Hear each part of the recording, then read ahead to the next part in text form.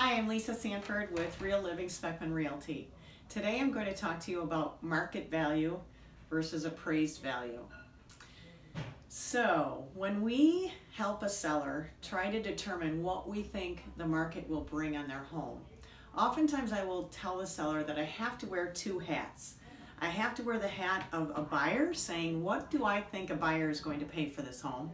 And then I have to wear the hat of an appraiser. What do I think an appraiser is going to value the home? So the appraiser is not doing a real true appraisal. It's not blind. They see the purchase contract and they are really just making sure that the lender's risk is covered by the value that was paid by the buyer on the purchase contract. So when a buyer looks at a home, they look at a home and say, how many things do I have to change in this house? I really don't like that Formica countertop. If I'm buying a $300,000 home, I really want to have granite or corian or some hard surface.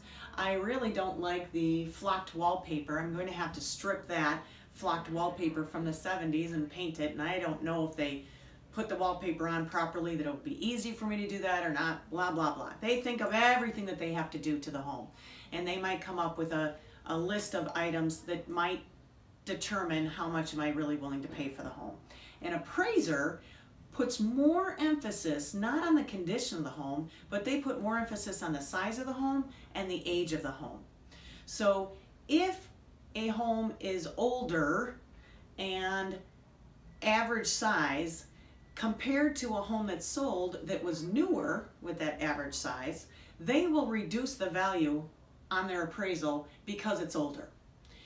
Even if a seller goes in and makes $20,000 worth of improvements of kitchen and bathrooms and furnace and air conditioning, and it's still an older home, they might not give it as much credit as a brand new home. So when a buyer says, I've got to do all this work, I'm only willing to pay this much, and an appraiser says, I really don't care if there's flocked wallpaper and everything is dated in the house, it still is a good size home, I'm going to give it this much. Well, there we've got two different values of home, right? If the buyer doesn't see the value there of what the appraisal is, they won't offer it. They won't make that offer. It'll be down here.